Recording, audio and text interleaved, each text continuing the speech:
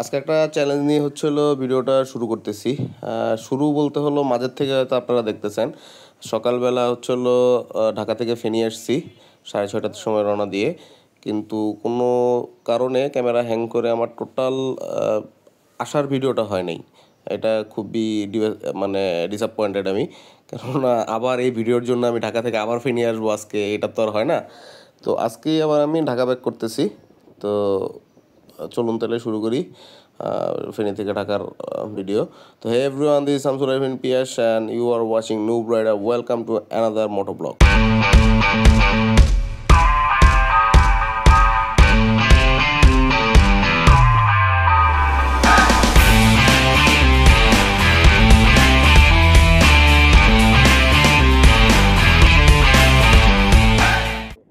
ঢাকা থেকে আমি আর আমার কাজিন আর কাজিনের ওয়াইফ হলো 2 বাইকে করে আসছি। তো সকালবেলা আমরা 6:30টার দিকে রওনা দিছি। 7টার সময় অ্যাকচুয়ালি মাতুয়াইল রাজধানী পেট্রোল পাম্প থেকে আমরা রওনা দিছি, ধরা যায় সেটাই আসলে টাইম ধরি। 7:05 রওনা দিয়ে আমরা 10টা বাজার 1 মিনিট আগে বাড়ি ঢুকছি। তো এর মাঝখানে আমরা প্রায় 4টা-5টার মতো ব্রেক নিছি এবং এর মধ্যে নাস্তার ব্রেকও আছে। তো আলহামদুলিল্লাহ রাস্তা যথেষ্ট ফাঁকা, আমরা খুব রিল্যাক্সলি চলে আসছি। এটা একটা ভালো হয়েছে। আর আবহাওয়া সকালবেলা আসার মূল কারণ হলো আপনারা ঈদের দিন কেমন গরম পড়ছে সবাই জানেন, ঈদের আগের 4-5 দিন সহ। তো সকাল সকাল আসছে এই কারণেই যে গরমটা পড়ার আগে আমরা যাতে চলে আসি, এবং আলহামদুলিল্লাহ খুব সুন্দর মতো আসছি আমরা, কোনো প্যারা হয় নাই, কোনো রোদের কোনো প্যারা ছিল না। রাস্তাঘাটে গাড়ি ছিল, প্রাইভেট কার 2-1টা প্যারা দিছে। আর ভিডিও যেহেতু লোড হয় নাই, একটা ভিডিও লোড হলে খুব ভালো লাগতো। এই যে আমরা যে মহিলা মানুষদের রাস্তার মধ্যে ভয় পাই, আমার সামনে আপনার এই ক্যান্টনমেন্টের পরে আমার গাড়ি তখন 95+, আমার পিছনে স্টার লাইনের একটা বাস, সেটাও সেম স্পিডে আসতেছে। মহিলা একটা রাস্তার মাঝখান দিয়ে হঠাৎ করে দৌড় দিছে এবং দৌড়ে এসে রাস্তা পার হয়ে গলিতে ঢুকে, তার কোনো ভ্রুক্ষেপে নেই যে এই জায়গায় আমরা যে গাড়ি ব্রেক করে গাড়ি জিরো করে ফেলছি তারা বাঁচাইতে, যে নিজের একটা অ্যাক্সিডেন্টের সম্ভাবনা হয়ে গেছে, তার কোনো প্যারা নেই। কাজিনকে দেখা যাচ্ছে না, কাজিন আসুক, আসলে তারপর একসাথে আবার শুরু করব। প্যারা হয়ে গেছে যে আমি টার্গেট নিয়ে আসছি, আজকেই আমি ঢাকা ব্যাক করব, আমি থাকবো না আজকে বাড়িতে। যেহেতু বাড়িতে আত্মীয় স্বজন সবাই ঢাকাতেই, আর এখানে হলো আমার অন্যান্য চাচাদের শ্বশুর বাড়ি, তো তারা করতে পারে। আমার আসলে এখানে এসে ফ্যামিলি না নিয়ে আসলে, মা আর বোনের না নিয়ে আসলে থাকার কোনো ইচ্ছা নাই। আসি আমি প্রতি ঈদের একটা আমার রুটিন, আসবো, এসে আমি একদিন থেকে আমি চলে যাই। তো আজকেও ওইভাবেই চলে যাচ্ছি। আর এখানে বাইক নিয়ে এইবারই ফার্স্ট হলো আমি দিনে এসে দিনে যাচ্ছি। নর্মালি আমি এর আগেও বাইক নিয়ে আসলে থাকছি, থেকে তারপরে গেছি। আর দিনে এসে দিনে গেলে বাসে আসা যাওয়াটা ইজি, কিন্তু আজকে একটা চ্যালেঞ্জ নিছি যে না, বাসেই ব্যাক করবো। কী করতেছে বাবা, কি করলো? আমি আমার লাইন দিয়ে কর্নারিং করতেছি, সে আমার লাইনে এসে রাস্তায় যাচ্ছে। গ্রামের আমি এই জিনিসটাই সবচেয়ে অপছন্দ, এই সিএনজি অটোরিকশা, এরা রুল তো পরের কথা, এরা কোনো হর্নও দিবে না। আমি আমার লাইন দিয়ে আমি কর্নারিং মারতেছি, আমি তো তার লাইনে যাই নাই, সে আমার লাইন তার লাইন সব ব্লক করে আসতেছে। ওই পাশ দিয়ে তো গাড়ি আসবে, এটা তো তার প্রেডিকশনে থাকা উচিত। দেখ, আমার একটু ভুল আছে, আমি আসলে ভাবছি ওই পাশ থেকে হর্ন আসবে অথবা সে তার লাইনে আসবে, আমি হর্ন দিই নেই। আমি আমি নিয়ম মানতেছি দেখে সেও নিয়ম মানবে, এটা আমি ধরে নিয়েছিলাম, এটা আমার মিস্টেক। এই ধরনের ঘটনা, সারা হাইওয়ে ঘুরে আসলাম, এত প্যারায় পড়লাম না, এই জায়গায় এসে প্যারায় পড়ে গেলাম। যাক, ওইটা প্যারা নেই। এখন যেটা বলতেছিলাম যে আমি অ্যাকচুয়ালি এসে থাকি না। আজকে চ্যালেঞ্জটা এই কারণে নিচ্ছি, সামনে একটা টার্গেট নিয়েছি, কক্সবাজার যাব। তো একদিনে ঢাকা থেকে যদি আমি ফেনী থেকে আবার ঢাকা ব্যাক করতে পারি, তাহলে ইনশাল্লাহ কক্সবাজারও যাব। কোরবানির ঈদের টার্গেট কক্সবাজার যাব আমি, আর কয়েকটা ফ্রেন্ড আছে। তো ইনশাল্লাহ কক্সবাজারের ব্লগ আপনারা পাবেন। আমার বাইক যেহেতু পাহাড় দেখছে, সমুদ্র দেখাটা তার বাকি আছে, তো সমুদ্র আমি দেখাবো, এটা নিয়ে কোনো সন্দেহ নেই। চলুন তাহলে রোডে উঠে বাকি কথা শেয়ার করি। আমার কাজিন তার শ্বশুরবাড়িতে যাচ্ছে। তার শ্বশুরবাড়ি, তার নানা বাড়ি, দাদা বাড়ি একটা ফেনীর একটা সার্কেলের মধ্যেই। তার শ্বশুরবাড়ি আমি জায়গাটার নাম ভুলে গেলাম। নানা বাড়ি পরশুরাম, আর দাদা বাড়ি যে আমাদের সোনাপুর। তো এখান থেকে এই পাশে একটা শর্টকাট রাস্তা ছিল, কিন্তু লাস্টবার আমি ওনার সাথে গিয়ে দেখছিলাম যে হচ্ছিলো রাস্তাটা ভয়ঙ্কর খারাপ। তো এই কারণে হচ্ছিলো হাইওয়ে দিয়ে মেইন রোড দিয়ে গেলে হচ্ছিলো আপনি স্পিডিং করে ওই যে সময়টা আপনি শর্টকাটে বাঁচানোর চিন্তা করতেছেন সেইটা পার হয়ে যাবে। আর এই জায়গায় আরেকটা বড় প্রবলেম হচ্ছে হলো আমার পিছনে যে আছে সে খুব প্যারা খাচ্ছে। এই যে রাস্তা দেখতেছেন, এখানে একটু পরপর স্পিড ব্রেকার আছে, হ্যাঁ, কিন্তু স্পিড ব্রেকারে কোনো কালারিং নাই, একদম রাস্তার সাথে মনে হচ্ছে মিশে আছে। হঠাৎ করে যখন হচ্ছে হলো সামনে আসবে তখন কিছু করার নাই, কোত্থেকে চলে আসবে আপনি টেরও পাবেন না, স্পিড ব্রেকার চলে আসতেছে। তো ও পিছনে হলো জাম্প করতেছে, তো এই একটা প্যারা। এখন এটা তো হচ্ছিল এই জন্য যে স্লো চালাবো, বাসায় যাওয়ার তাড়া থাকলে আসলে স্লো আসে না। আর 30, 35, 40-তে চালানো তো স্পিডিংও বলা যায় না। এই রোডে সিএনজি হচ্ছে হলো এরকম স্পিডেই যায়, আপনি যদি আস্তে চালান আপনার 1000টা সিএনজি ক্রস করে যাবে। তো এই প্যারার থেকে বাঁচার জন্য আসলে একটু স্পিড উঠানোর চেষ্টা করতেছি, কিন্তু লাভ হচ্ছে না। সে যাই হোক, এখান দিয়ে যাই। এখান থেকে ফার্স্টে হচ্ছে হলো ফেনী হাসপাতাল মোড়ে যাব। হাসপাতাল মোড় থেকে স্টারলাইন পাম্পের ওদিক দিয়ে বেরোবো। টার্গেট আছে স্টারলাইন পাম্পে একটা ব্রেক দিব হচ্ছে হলো নূরজাহানে, এরপরে হচ্ছে দাউদকান্দিতে একটা, তারপরে একদম মুক্তি পেট্রোল পাম্প মাতোয়াইল, ওখানে যে দেখি কতটুকু সাকসেস হয়। চলুন তাহলে সামনে বাকি কথা শেয়ার করি। পাঠাননগর দিয়ে হচ্ছে হলো সেমি হাইওয়ে বলতে পারেন উঠে গেছি। এই রোডে প্রচুর বাস সিএনজি গাড়ি সবই চলে, আবার বড় বাস চলে। ছাগলনাইয়া রুট, এটা ছাগলনাইয়া টু ফেনী সদরে ঢুকবে। তো ওই যে আমার সামনে কাজিন যাচ্ছে, সে আমার সাথে রানীরহাট পর্যন্ত যাবে, রানীরহাট থেকে সে ডানে ঢুকে যাবে, আর আমি হচ্ছে হলো সোজা চলে যাব। সে হলো পরশুরামের ওদিক যে একটু অল্প যাবে, বেশি দূর যাবে না, আর আমি হলো ঢাকার দিকে রওনা দিয়ে দিব। তো কাজিনের বাইক ঈদের আগে হচ্ছিল একটা ভালো সার্ভিস দিছে, তারপর নাকি বাইকে কিছু সমস্যা হয়ে গেছে। 42,000 কিলো হয়ে গেছে, তো প্রায় মোটামুটি 10,000-এর আশপাশে একটা সে সার্ভিস দিছে, তারপর ওনাকে আছে। আমি এই বয়ে আছি যে আমার তো মাত্র 13,000, এখনও আমার বড় সার্ভিস যায় নাই। তবে আমি ফিল করতেছি খুব তাড়াতাড়ি একটা বলে স্যার একটু প্রবলেম করতেছে, এটা একটা যাবে। ও আরেকটা কথা বলা হয় নাই, আমি একটু আগে হচ্ছিল ক্যামেরার ভিডিও করা হয় নাই, আমার পিছনের চাকায় মোটামুটি 2 ইঞ্চি একটা তার কাটা ঢুকে গেছিলো, এবং যে এলো সেটা ফুটাটা বন্ধ করতে কষ্ট হচ্ছিলো। যাক, বন্ধ হয়েছে আলহামদুলিল্লাহ।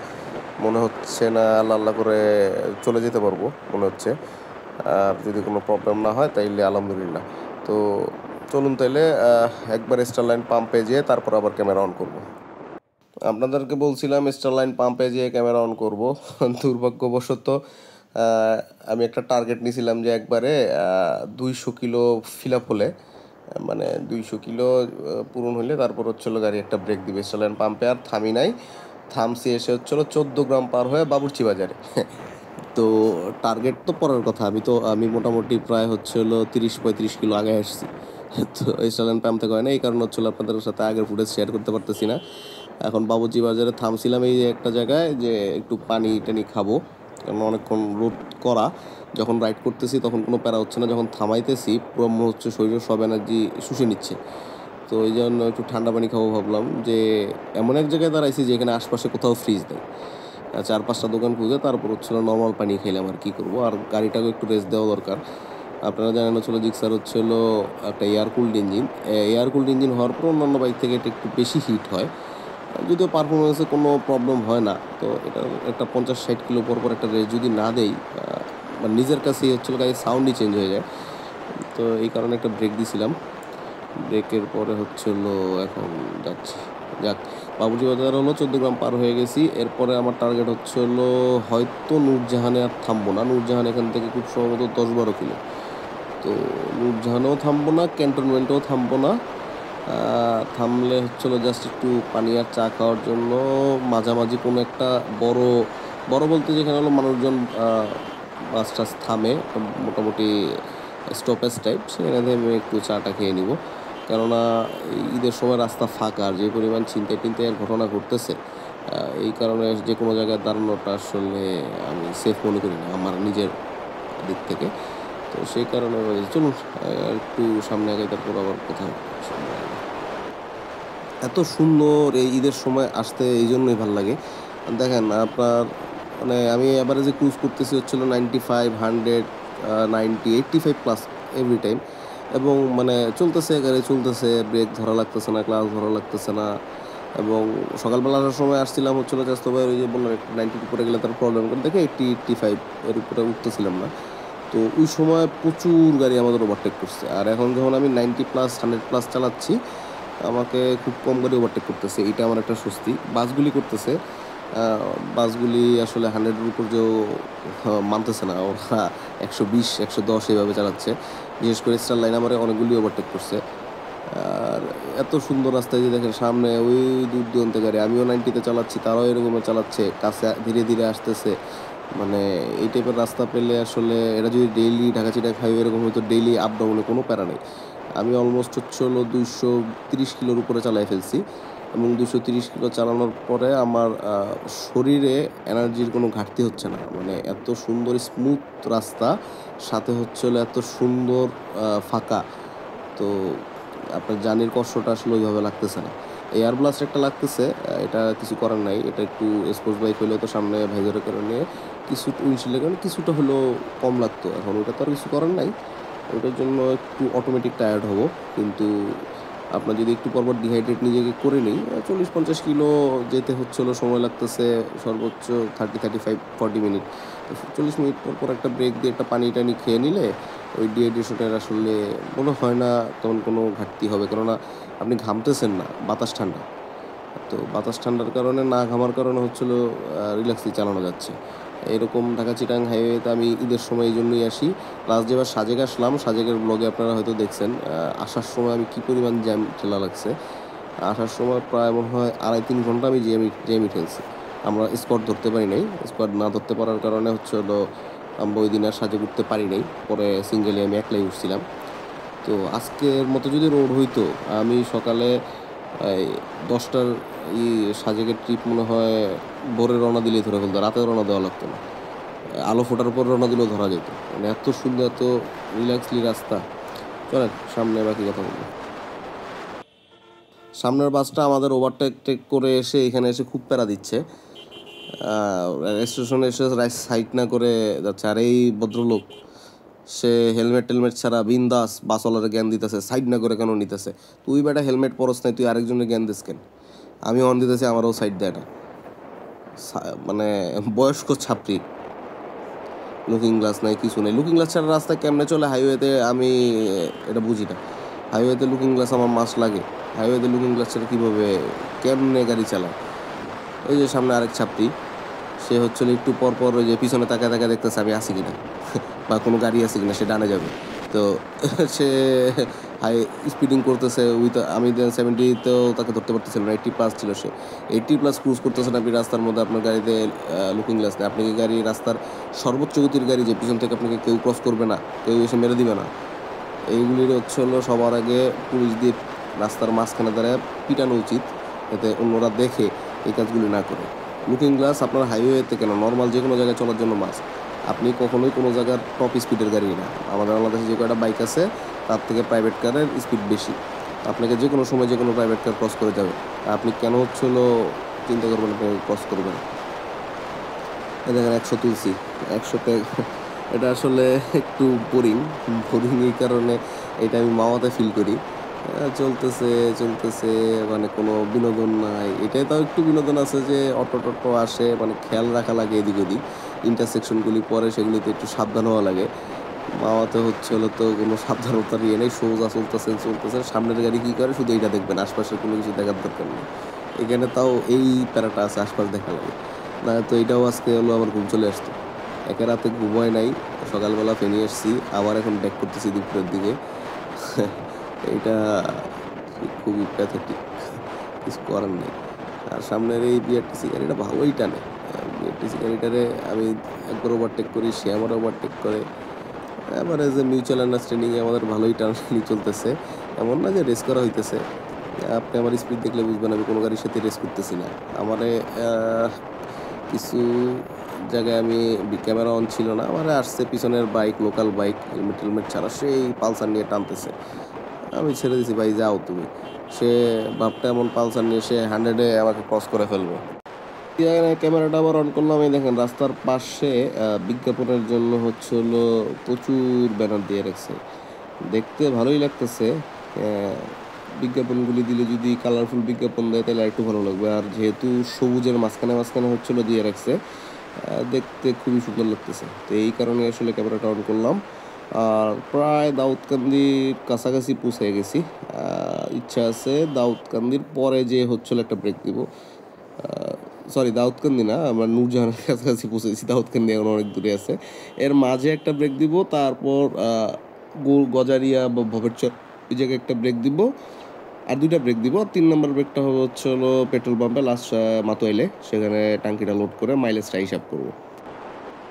ক্যান্টনমেন্ট পার হয়ে অলমোস্ট গৌরীপুর কাছাকাছি পৌঁছে গেছি।